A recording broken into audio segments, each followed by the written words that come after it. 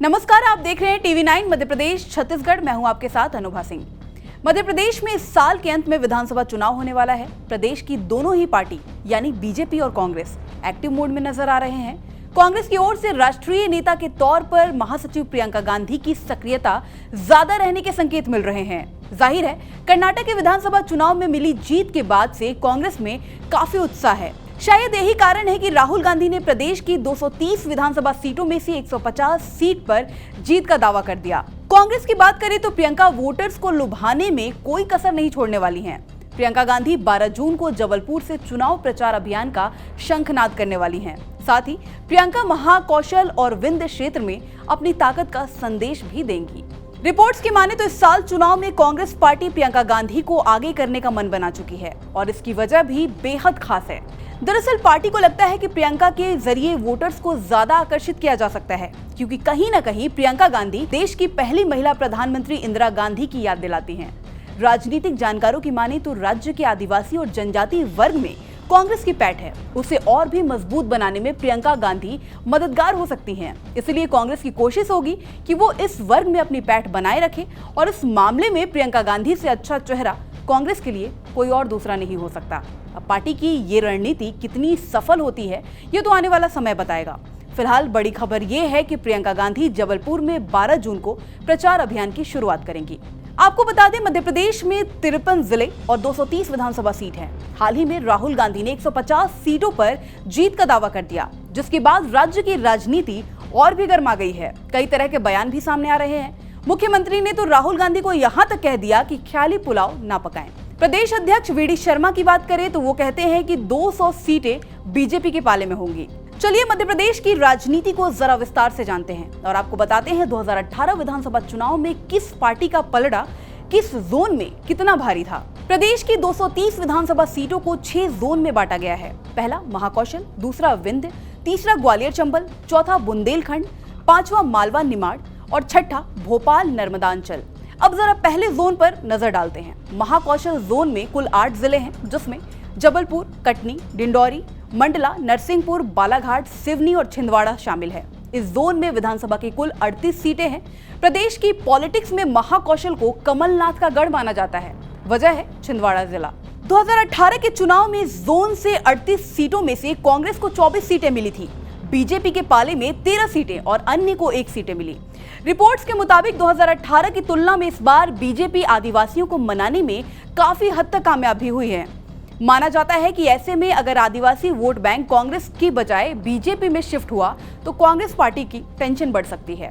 अब बात करेंगे ग्वालियर चंबल क्षेत्र की। ग्वालियर चंबल में भी 8 जिले आते हैं, जिनमें ग्वालियर, शिवपुरी, गुना, दतिया, अशोकनगर, भिंड, शिवपुर और मुरैना का नाम शामिल है। इस जोन में कुल 34 विधानसभा सीट है। ग्वालियर चंबल को ज्योतिरादित्य सिंधिया का गढ़ भी माना जाता है।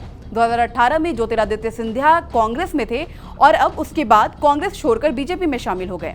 यहाँ कांग्रेस ने शानदार प्रदर्शन भी किया था। 2018 में कांग्रेस को दलित वोट भी जमकर मिले थे और 34 में से कुल 25 सीटों पर कांग्रेस ने शानदार जीत दर्ज की थी। महज 8 सीटें ही बीजेपी को मिली।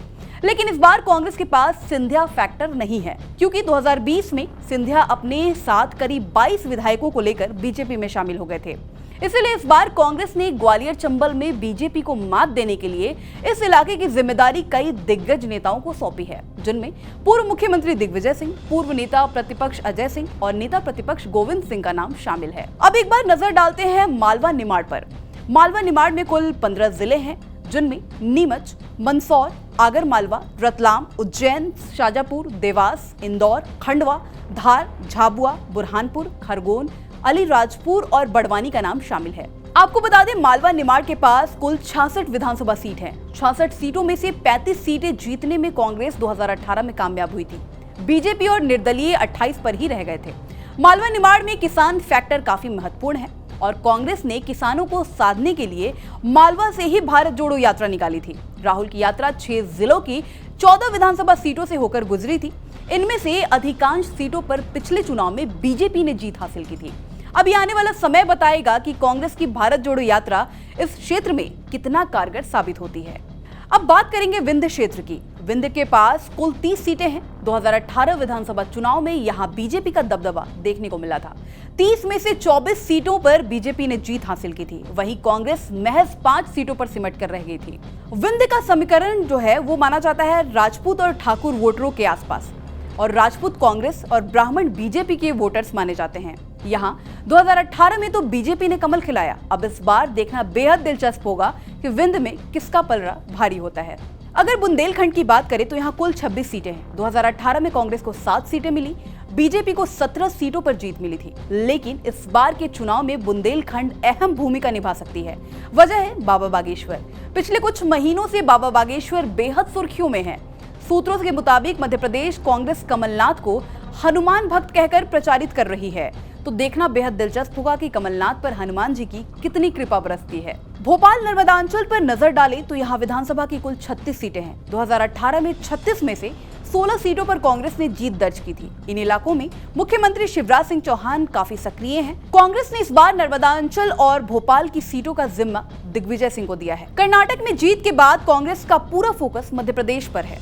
अब राहुल गांधी का 150 सीटों पर जीत दर्ज करने का दावा कितना सच साबित होता है, इसके लिए आपको थोड़ा इंतजार करना पड़ेगा 2023 विधानसभा चुनाव का, जो कि इस साल के अंत में होने वाला है। तो देखना बेहद दिलचस्प होगा कि कमलनाथ प्रदेश की कमान संभालेंगे या फिर बीजेपी राज्य में कमल खिलाएगी। मध्य प्रदेश और छत्तीसगढ़ से जुड़ी तमाम बड़ी खबरों के लिए देखते रहिए TV9 मध्य प्रदेश छत्तीसगढ़।